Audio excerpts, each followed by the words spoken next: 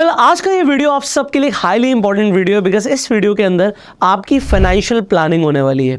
In fact हम ये भी बात करने वाले हैं इस वीडियो के अंदर कि मिडिल क्लास पेरेंट्स अपने बच्चों को क्या सिखाते हैं जिससे उनकी आने वाली जनरेशन्स भी मिडिल क्लास ही रह जाती हैं। अच्छा, यहाँ पे लिखा है ना मिडिल क्लास, बड़ा फैंसी शब्द लगता है मुझे ये, क्योंकि गरीब बोलना ना अच्छा नहीं लगता। अब हो सकता है कई लोगों को लगे यार क्या बोल रहा हूँ मैं, बट यस, मिडिल क्लास का मतलब क्या हुआ? आप बीच में हो, मतलब गरीब और अमीर के बीच में हो, this is the middle class.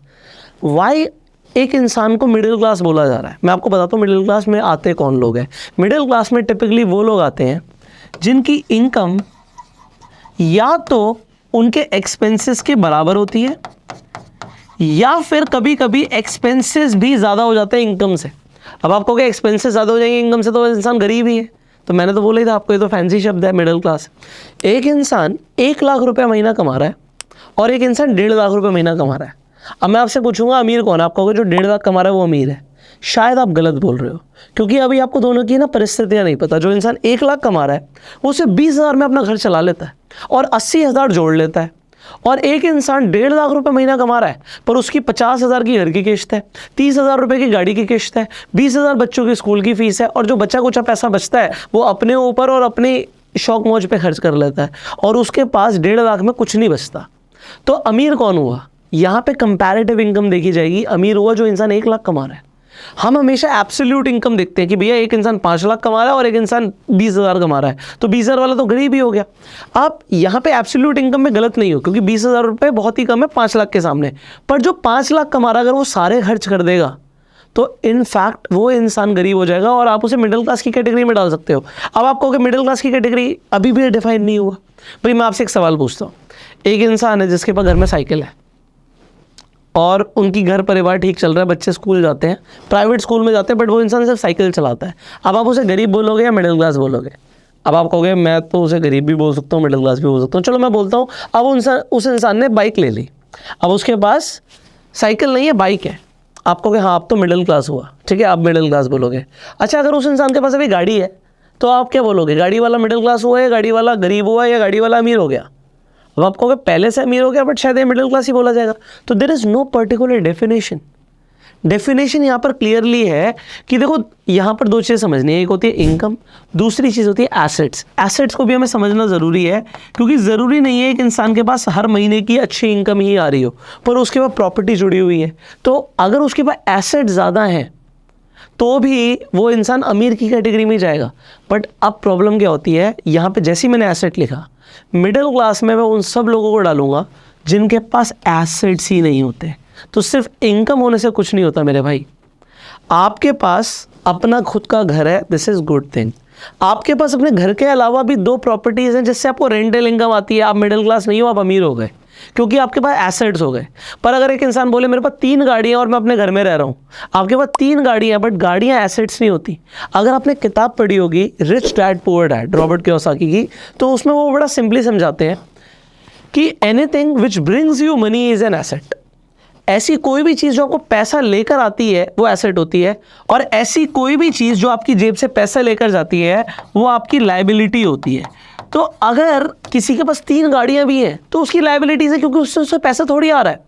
तो आज आपको खुद से समझना पड़ेगा हु यू आर। आज आप कहाँ पर हो? क्या आज आपकी इनकम जो है वो आपके एक्सपेंसेस से ज़्यादा है, और ज़्यादा है तो कितनी ज़्यादा है? क्योंकि अभी हम इसके ऊपर बात करेंगे कि कितनी ज़्यादा होनी चाहिए। दूसरी चीज़, आज आपके पास एसेट्स कितने हैं? एसेट्स 2 तरीके के आप बोल सकते हो सिंपली। एक होते हैं फिजिकल एसेट्स, दूसरे होते हैं पेपर एसेट्स। फिजिकल एसेट्स क्या हो सकते हैं? फिजिकल एसेट्स हो सकते हैं आपके पास आज गोल्ड हो, सिल्वर हो, आपके पास जो ज्वेलरी है वो आपकी फिजिकल एसेट है। आज आपके पास आपका घर है, या आपके पास और कोई रियल एस्टेट है, आपके पास कोई शॉप है जिससे आपको रेंट आता है, ये सब आपकी फिजिकल एसेट हो गई। दूसरी क्या एसेट होती है? दूसरी होती है पेपर एसेट्स। पेपर एसेट्स क्या हो सकते हैं? आपके पास स्टॉक्स हो सकते हैं, आपके पास बॉन्ड्स हो सकते हैं, आपकी म्यूचुअल फंड्स के अंदर इन्वेस्टमेंट है। ये सब किस कैटेगरी में आता है? पेपर एसेट्स में आता है। दोनों ही एसेट्स हैं। Assets something which brings you money, ऐसी चीज़ें जो आपको पैसे लेकर आती हैं। स्टॉक्स के प्राइसेस बढ़ेंगे, एसेट्स की वैल्यूएशन बढ़ रही है। पर मिडिल क्लास फैमिलीज के पास टिपिकली एसेट्स नहीं होते या बहुत कम होते हैं, और उनके एक्सपेंसेस और लायबिलिटी ज़्यादा होती है। अब यहाँ से प्रॉब्लम शुरू होती है। और अब जो एक सबसे इंपॉर्टेंट शब्द है जो आपने मिस किया होगा स्टार्टिंग में इस वीडियो में, मैंने लिखा है ट्रैप। ट्रैप वो चीज़ होती है, एक ऐसा, आप चंगुल बोल लो, जंजाल बोल लो, एक ऐसा पिंजरा बोल लो जिससे लोग बाहर नहीं निकल पा रहे। एक चूहा देखा ना, एक पिंजरे में फंस जाता है, वो निकल नहीं पाता। मैं आपको जेन्युइनली बता रहा हूँ, लोग रैट रेस में फंसे हुए हैं और वो मिडिल क्लास ट्रैप से बाहर नहीं निकल पाएंगे। अगर वो अभी जो मैं आपको बता रहा हूँ, देखो आप मुझसे सुन रहे हो, बहुत अच्छी बात है, बट कहीं ना कहीं इस ट्रैप से निकलने के लिए करना यही पड़ेगा जो फाइनेंशियल प्लानिंग अभी हम जस्ट आपके लिए करने वाले हैं। तो यहाँ तक आई होप आपको क्लैरिटी मिलनी शुरू हो गई होगी कि प्रॉब्लम कहाँ से शुरू होती है। प्रॉब्लम दो चीज़ों से शुरू होती है, या तो इनकम कम है या फिर एसेट्स कम है, और दूसरा क्या साइड है, या तो आपके एक्सपेंसेस बहुत ज़्यादा है या आपकी लाइबिलिटीज़ बहुत ज़्यादा है। अब हमें क्या करना पड़ेगा, ये वाली जो साइड है ना, इनकम और एसेट्स वाली साइड, इसे बढ़ाना पड़ेगा कैसे भी करके, और ये वाली जो साइड है एक्सपेंसेस और लाइबिलिटीज़, इसे कम करना पड़ेगा। और अगर आज की डेट में ऐसे बहुत सारे लोग हैं जो अपने एक्सपेंसेस को कट डाउन नहीं करना चाहते, तो भैया इनकम को और एसेट्स को बढ़ाना ही पड़ेगा। अब वो कैसे बढ़ेगी, आइए समझते हैं। ठीक है, यहाँ से अभी हम फाइनेंशियल प्लानिंग के ऊपर बात कर रहे हैं। कोई इंसान ये सोचता है कि मैं रातों रात अमीर बन जाऊँगा, नॉट पॉसिबल। एक रात में कुछ भी चेंज नहीं होगा। आपको पता है भगवान के आगे सबसे ज़्यादा, आप कह सकते हो कि भगवान से सबसे ज़्यादा मांगते कौन लोग हैं, मिडिल क्लास फैमिलीज बहुत ज़्यादा मांगती हैं, और वो बहुत अनरियलिस्टिक मांगती है। अनरियलिस्टिक क्या मांगती है कि भाई भगवान ऐसा कर दे, ये दे दे, वो दे दे। आपको रातों रात ना कहीं गड़ा हुआ खजाना नहीं मिलेगा। आपको ऊपर वाले से तभी मिलेगा जब आप कुछ एफर्ट्स करने वाले हो। क्योंकि देखो, आपकी फाइनेंसेस के लिए ना आप ही जिम्मेदार हो, आप ऊपर वाले को ब्लेम नहीं कर सकते। सबसे पहले तो ब्लेम गेम करना छोड़ दो। मिडिल क्लास फैमिलीज़ में सबसे बड़ी चीज़ आपको क्या मिलेगी कि वो ब्लेम बहुत करते हैं, उसकी वजह से ये मैं नहीं कर पाया, मेरे दोस्त ने मेरे साथ ऐसा किया, मेरे परिवार ने मेरे साथ ऐसा किया, मेरे पिताजी ने तो मुझे कुछ दिया ही नहीं, मुझे तो कुछ मिला ही नहीं। आप सबसे ज़्यादा ये ब्लेम गेम देखोगे, मेरे भाई ने मेरे साथ ऐसा किया, मेरी बहन ने मेरे साथ ऐसा किया। आप जब ये सुनते हो, ये ब्लेम गेम होते हैं लाइफ में, कि उसकी वजह से मैं ये नहीं कर पाया। आपको खुद कंट्रोल लेना पड़ेगा, क्योंकि अगर आप ये बोल भी रहे हो तो क्या उखड़ जाएगा, क्या चेंज हो जाएगा, nothing will change in your life. So आप सिर्फ अपने आप को एक ऐसी कंसोल कर रहे हो कि भाई उसकी वजह से मैं नहीं कर पाया इसलिए मेरी लाइफ ऐसी है, पर नहीं, आज से बदलना है। अब क्या बदलना है, इसे समझते हैं। तो ब्लेम गेम नहीं करना, एंड यहाँ से हम आगे की प्लानिंग करेंगे। अब देखिए, अगर किसी की इनकम है, आज हम रियलिस्टिक प्लानिंग करेंगे। आज आपकी किसी की इनकम है लेट से 50,000 रुपये, 50,000 रुपीज़ की पर मंथ की इनकम है। अब प्रॉब्लम 50,000 की इनकम में कुछ भी नहीं है। 50,000 की इनकम एक अच्छी इनकम भी हो सकती है, 50,000 की इनकम बहुत कम इनकम भी हो सकती है, डिपेंडिंग किस चीज़ के ऊपर, कि सामने वाले के एक्सपेंसेस क्या हैं। अगर आज आपको मिडिल क्लास ट्रैप से बाहर निकलना है तो पॉइंट क्या समझना पड़ेगा, आज आपकी इनकम सर कुछ भी हो, आपके एक्सपेंसेस जो हैं वो आपकी इनकम का 80% पार नहीं कर सकते। ये आपकी एक सीलिंग है, एक आप समझ लीजिए एक्सपेंस की सीलिंग है कि अगर मेरी इनकम 1 लाख रुपया है तो मैं 80,000 से ऊपर का खर्चा नहीं कर सकता, I can not afford it. अगर आपकी इनकम 50,000 है, आप 40,000 से ऊपर का खर्चा नहीं कर सकते इन अ मंथ, आप कर ही नहीं सकते। अब अगर मैं आज आपको बोल दूं कि आपको भैया 1 करोड़ की गाड़ी लेनी है, आप कहोगे मैं ले ही नहीं सकता। बिल्कुल ऐसी, जैसे आपने एकदम से बोला ना कि मैं ले ही नहीं सकता, ऐसे ही आपको ये बोलना है कि ये नहीं हो सकता, नॉट पॉसिबल। जब तक ये नहीं बढ़ेगी आप वहाँ पे एक्सपेंसेस बढ़ा ही नहीं सकते। पर ऐसा नहीं होता भाई। आज की डेट में एक आदमी अपना घर चला रहा है, उसके 2 बच्चे हैं, एक बीवी है। बच्चा जिद करता है जी मुझे एक फ़ोन चाहिए, एक मोबाइल फ़ोन चाहिए, और वो कहता है जी मुझे 25,000 का फ़ोन चाहिए। वो आदमी 50,000 कमा रहा है, उसने 40,000 में एक सीलिंग रखी हुई थी कि मैं 40,000 से ऊपर का खर्चा नहीं करूँगा। अब बच्चे ने जिद करी, चलो आपने उसे 20,000 रुपये का फ़ोन दिला भी दिया। अगर आपने उसे 20,000 का फ़ोन दिलाया तो आपका 60,000 का खर्चा हो गया। अब आप कहोगे 10,000 कहाँ से आया, या तो पहले की सेविंग से गया, और अगर आपके पास वो 10,000 एक्स्ट्रा नहीं थे तो यहाँ से एक ट्रैप शुरू होता है। इस ट्रैप को समझते हैं कि एक्सपेंसेस जैसे ही पार हो गए, ये 100% से ऊपर हो गए इनकम के, तो या तो आपने सेविंग को डिस्टर्ब किया जो पहले करी थी।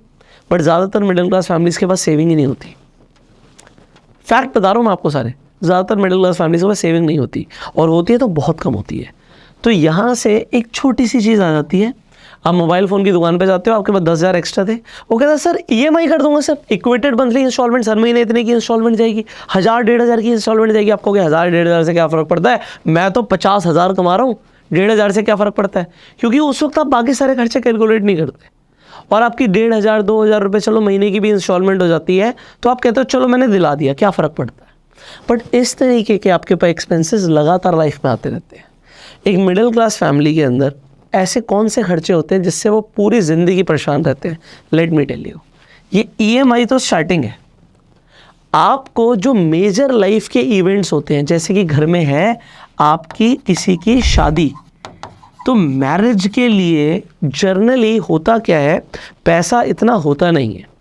और अपनी शान के लिए समझ लो, लोगों को दावत देने के लिए समझ लो, कपड़ों पे खर्चा करने के लिए समझ लो। आजकल सोशल मीडिया पे आप देखते हो इतनी लैविश शादियाँ हो रही हैं, तो हमें भी यार बहुत अच्छा करना है, तो लोग क्या करते हैं, शादी पे बहुत खर्चा करते हैं और पैसा होता नहीं है, तो क्या करेंगे, फिर से लोन लेंगे, किसी ना किसी से उधार लेंगे। तो यहाँ पे एक बहुत बड़ा अमाउंट, मैं डिफाइन नहीं कर सकता, कोई 2 लाख लेता है, कोई 5 लाख लेता है, कोई 10 लाख लेता है, कोई 50 लाख भी लेता है, और वो शादी के लिए एक बहुत बड़ा लोन ले लेते हैं। आपको पता है शादी का लोन उतारने में उन्हें कई साल लग जाते हैं, कई साल लग जाते हैं।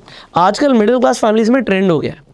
अगर आप में भी किसी के साथ घर में ऐसा हुआ ना, तो प्लीज़ कमेंट करके बताइएगा। पहले के टाइम पे जो लोग थे उनके खर्चे बहुत कम होते थे, गांव में रहते थे, लिमिटेड खर्चा करते थे, कोई शो वाली ज़िंदगी नहीं थी, तो अपने बच्चों को ना वसीयत में प्रॉपर्टी दे के जाते थे, खेत दे के जाते थे, ज़मीन होती थी। पर आज की डेट में ना मिडिल क्लास फैमिलीज़ में ट्रेंड हो गया है कि लोग ना वसीयत में लोन दे के जाते हैं। वो उधार जीते जी ख़त्म ही नहीं होता, बच्चे को उतारना है वो उधार। किसी के साथ अगर ऐसा हुआ है तो प्लीज़ कमेंट करके बताना, क्योंकि लोगों को लग रहा होगा ये हो सकता है रियलिटी ना हो, पर जो भी मैं बात कर रहा हूँ ना, ये सब रियलिटी है। रीज़न मैंने सब कुछ ना बड़े ध्यान से देखा है।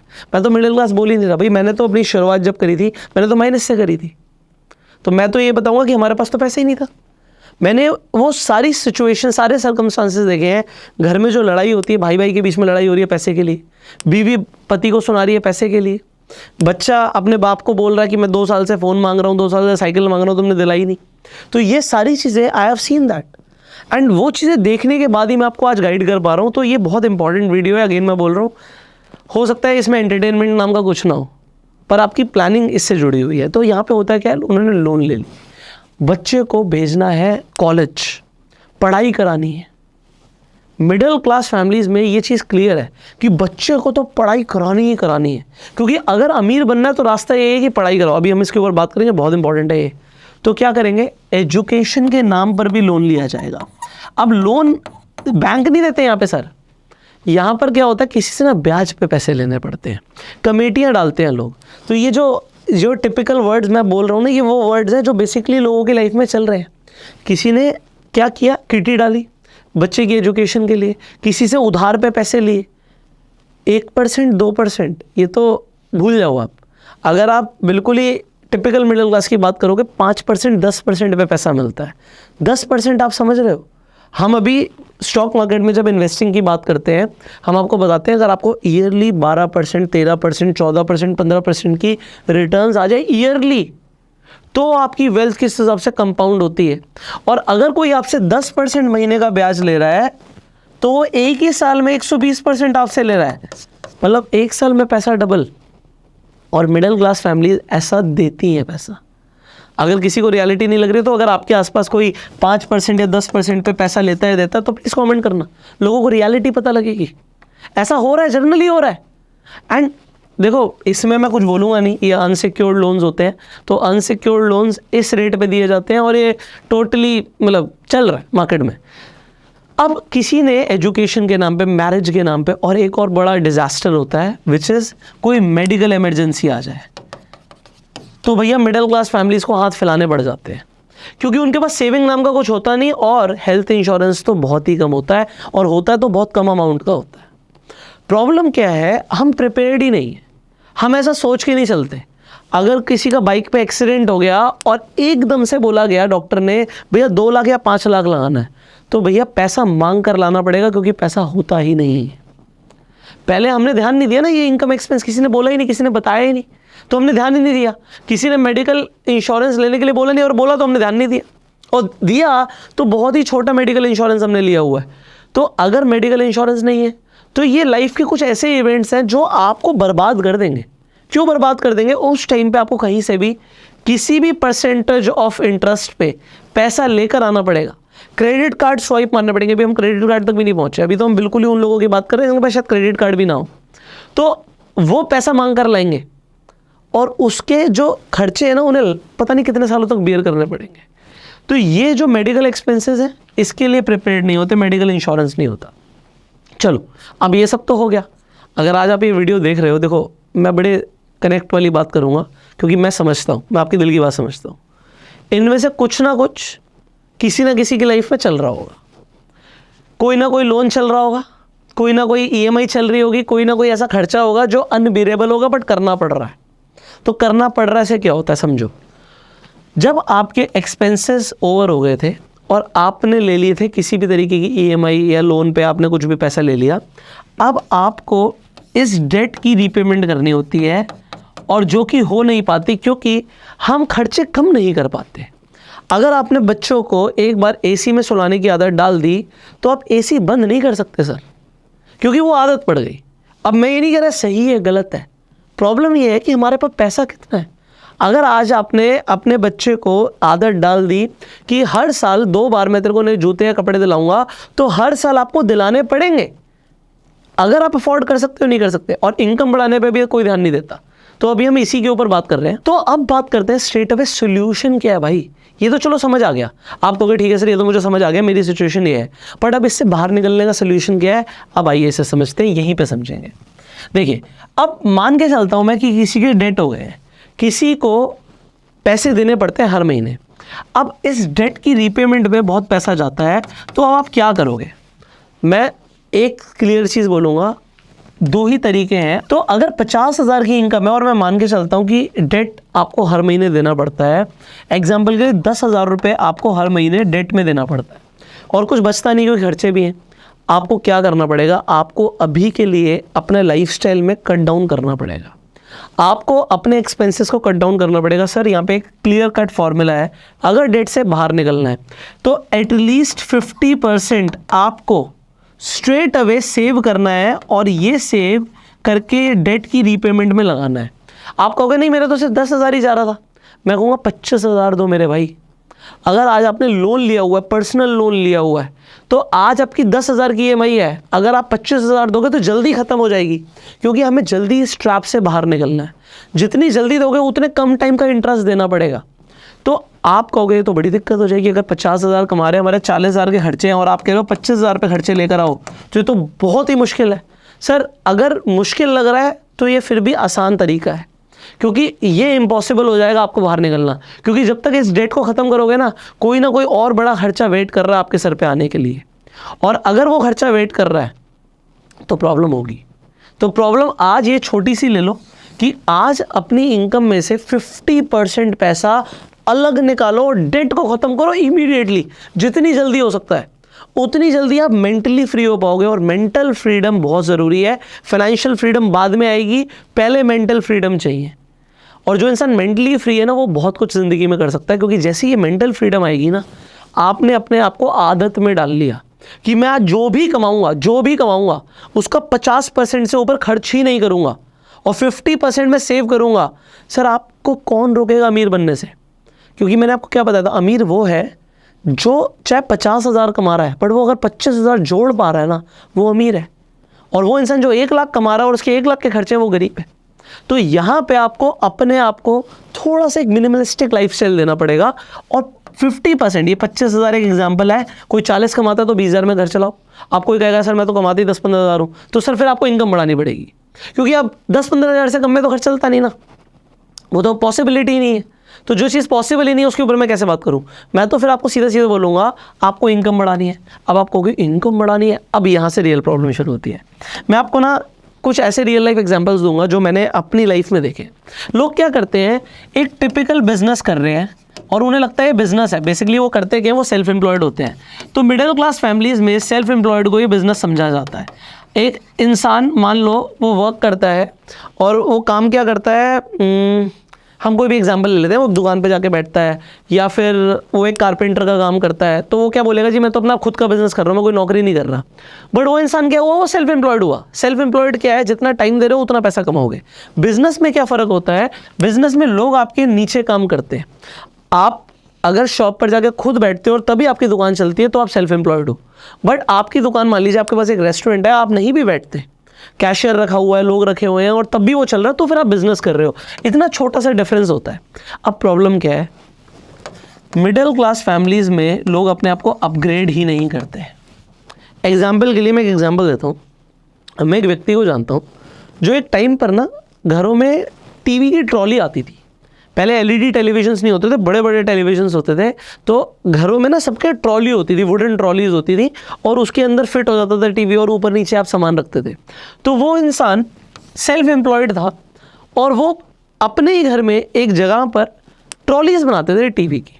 अब टीवी की ट्रॉली बनाते थे, बहुत अच्छा बिजनेस चल रहा था उस टाइम पे उनके हिसाब से कि भैया पैसा आ रहा है। खुद बनाते थे, कुछ लेबर रखी हुई थी, काम सही चल रहा था। बट उन्होंने क्या किया, अपने आप को अपग्रेड नहीं किया। टीवी धीरे धीरे करके छोटे होने शुरू हुए और एक टाइम आया दीवार पे चिपकने शुरू हो गए। बट वो क्या बनाते रहे, वो टीवी की ट्रॉली बनाते रहे और टीवी की ट्रॉली बनाते रहे तो एक टाइम पे क्या हुआ, बिजनेस कोलैप्स हो गया, बर्बाद हो गया। अब उन्हें ये चीज़ समझ नहीं है कि हमें अपग्रेड करना है, और क्योंकि अपग्रेड नहीं किया, हमें तो यही बनाना आता, हम तो यही बनाएंगे। इस वजह से क्या हुआ, आज की डेट में उन्होंने लोन लिया हुआ है, खर्चे पूरे हो नहीं रहे, बच्चे भी ट्रबल में है, फैमिली भी ट्रबल में है, क्योंकि अब कुछ किया नहीं ना। आप देखोगे मिडिल क्लास फैमिलीज रेजिस्टेंट होती हैं चेंज के लिए। अगर एक व्यापार कोलैप्स हो रहा है, एक काम नहीं चलेगा, तो दूसरे काम की तरफ ध्यान देना ज़रूरी है। आप किसी भी बड़े बिजनेसमैन को देख लो, वो हमेशा डाइवर्सिफिकेशन के बारे में सोचता भी रहता है। अगर आज एक बिजनेस चल रहा है और अगर उस बिजनेस में लगेगा कि कल को स्कोप कम है या मार्जिन्स कम हो गए, तो उसी टाइम पे सोचेगा और नया क्या कर सकते हैं। और अगर ये अडेप्ट नहीं किया गया तो बड़ी प्रॉब्लम होगी। दूसरी चीज़, आज मान लीजिए कोई इंसान जॉब करता है, ज़रूर थोड़ी सब सेल्फ एम्प्लॉयड ही होंगे, तो बात आ जाती है स्किल की। आज आप एक जॉब कर रहे हो जो आपको 10,000 15,000 कमा के दे रही है। सर आप बुरा मत मानना, अगर आज आपको 10-15 हज़ार रुपये महीना मिल रहा है, इसका मतलब आपके पास कोई ढंग की स्किल ही नहीं है। आप हो सकता है मेरी बात का बुरा मान रहे हो, बट मैं आपको बताना चाहूँगा, जितनी हाई लेवल स्किल हो जाती है उतना आप हाई लेवल चार्ज कर सकते हो, ज़्यादा कमा सकते हो। एक इंसान ओपन हार्ट सर्जरी करता है, तो ओपन हार्ट सर्जरी कितनी बड़ी स्किल है, हर किसी के पास नहीं है वो, तो वो इंसान लाखों में चार्ज कर सकता है। पर अगर मान लीजिए कोई इंसान बड़ा सिंपल सा एक ऑफिस के अंदर काम करता है, डाटा एंट्री का काम करता है या छोटा मोटा कोई काम करता है जिसमें बहुत एक्सपर्टाइज स्किल की ज़रूरत नहीं है, तो मिलेगा ही बहुत कम पैसा। कोई किसी के घर में मान लीजिए आपने देखा होगा मेड होती है, अब मेड का काम बहुत सारे लोग कर सकते हैं भाई, हेल्पिंग का काम बहुत सारे लोग कर सकते हैं, घर का कुक बहुत सारे लोग बन सकते हैं, गाड़ी का ड्राइवर बहुत सारे लोग बन सकते हैं। तो ये सब का एक लिमिटेड पे स्केल ही रहेगा। आप समझ रहे हो, आप कहोगे गाड़ी चलाना एक स्किल है, बिल्कुल एक स्किल है, पर वो स्किल बहुत सारे लोगों के पास है। तो अगर ऐसी स्किल जो बहुत सारे लोगों के पास है, अगर वही आपके पास होगी, तो ये आप कभी भी बढ़ा नहीं पाओगे सिग्निफिकेंटली। तो कोई ऐसी चीज़ सीखनी पड़ेगी जिसके लिए आपको अच्छा पैसा मिल सकता है। और अगर बिल्कुल बुरा मत मानिएगा, मान लीजिए आपको लगता है मैं रेजिस्टेंट हूँ ऐसी स्किल सीखने के लिए जो मुझे बहुत ज़्यादा पैसा कमा के देगी, तो अब आ जाओ यहाँ से अपने बच्चों के ऊपर, फैमिली में उस इंसान के ऊपर जो आज ग्रो हो रहा है। मिडिल क्लास फैमिलीज अपने बच्चों को बहुत पढ़ाती हैं, एजुकेशन पे कभी कॉम्प्रोमाइज़ नहीं करेंगी। एक इंसान बोलता है चाहे मुझे अपना खून बेच के लाना पड़े, बट मैं अपने बच्चों को पढ़ाई कराऊंगा अच्छे स्कूल में। क्यों पढ़ाई कराऊंगा? क्योंकि कल को उसकी अच्छी नौकरी लग जाएगी, नौकरी अच्छी लग जाएगी तो कल को छोकरी अच्छी मिल जाएगी, हमारी ज़िंदगी बढ़िया हो जाएगी। और एक मिडिल क्लास बाप अपने बच्चे पे पूरा भरोसा करता है कि ये मेरे लिए ज़िंदगी में बहुत कुछ करेगा, बट वो जो बच्चा है ना, वो इसका उनका एहसान ही नहीं मानता। वो कहते हैं इन्होंने किया ही क्या है मेरे लिए, इन्होंने मुझे गाड़ी नहीं दिलाई, इन्होंने मुझे अच्छी वाली बाइक नहीं दिलाई, इन्होंने कुछ किया ही नहीं। जबकि उस पिता को पता है उसने क्या किया है, पर वो बच्चा एहसान नहीं मानता और उन्हें लगता है कि हमारे लिए बहुत कुछ करेगा। वो कहेगा इतना मैं ही कमा लूँ कि मैं अपने लिए अपनी बीवी के लिए कर लूँ, यही बहुत है। और माँ बाप बहुत स्ट्रगल करते हैं लाइफ में क्योंकि उनके पास सेविंग भी नहीं होती, सब कुछ तो बच्चे पे लगा दिया। ये सारी रियलिटी है। तो करना क्या है, आज आप अपने बच्चे को ना सिर्फ ट्रेडिशनल एजुकेशन की तरफ ध्यान मत दो, ये आप ना बिजनेसमैन की तरह सोचो। बिजनेसमैन कैसे सोचता है मैं आपको बताता हूँ। बिजनेसमैन सोचता है ROI के हिसाब से। मैंने किसी को 10 लाख रुपए दिए एग्जाम्पल, और उससे मुझे कुछ काम कराना है, तो मैं ये देखूंगा कि इस 10 लाख रुपए से मुझे रिटर्न ऑन इन्वेस्टमेंट क्या आएगी, ROI क्या आएगी। अगर मैं किसी प्रोजेक्ट में पैसा लगा रहा हूँ, मान लीजिए मैं एक रियल एस्टेट में पैसा लगा रहा हूँ, हमें लग रहा है यार हमें बिल्डर फ्लोर बनाएंगे, तो भैया इतने की ज़मीन ली, इतने करोड़ रुपए बनाने में लग गए, आएगा कितना। तो ये ROI के बारे में हम सोचते हैं। बट जब हम एजुकेशन कराते हैं ना अपने बच्चे को, हम घंटा एजुकेशन कराते हुए ROI के बारे में सोचते हैं। एजुकेशन में आपने क्या किया मैं आपको बताता हूँ। आपने 12th तक पढ़ाई करी अच्छे स्कूल में, आप हर महीने की 10,000 15,000 की फ़ीस कैसे भी करके देते थे। उसके बाद बच्चा गया कॉलेज में पहले मांग लिया डोनेशन, भैया मार्क्स बहुत अच्छे नहीं आए हैं या चलो आए भी हैं जो भी है, आपको डोनेशन देके एडमिशन मिलेगा।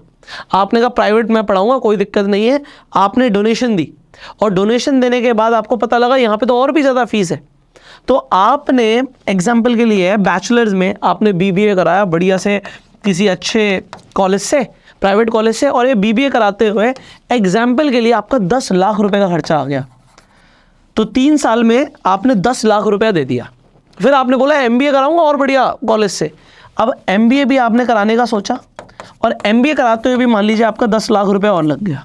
मैं बहुत लिमिटेड बोल रहा हूँ, ऐसे बहुत सारे कॉलेजेस हैं जो इससे भी बहुत ज़्यादा चार्ज करते हैं। तो आपको रियलिटी दिखा रहा हूँ, ये 20 लाख रुपया एजुकेशन में लग गया, ये 20 लाख रुपया एजुकेशन में लग गया। होगा क्या इसके बाद? अगर इस MBA कराने के बाद बच्चे की 25,000 रुपये की तनख्वाह लगती है, 25,000 रुपये, तो आप क्या कहोगे 3 लाख रुपये साल का ये कमाएगा। और उसके बाद ये 20 लाख रुपये कब पूरे होंगे, इसके ऊपर मैं अभी आपको बता रहा हूँ, समझना मेरी बात को। ये 3 लाख रुपये साल का आया, आप कहोगे यार इस तरीके से तो 10 साल में 10 ईयर्स में ये 30 लाख रुपये हो जाएंगे, तो हमारा पैसा पूरा हो जाएगा, है ना। ऐसा लगता है, ऐसी कैलकुलेशंस लोग करते हैं।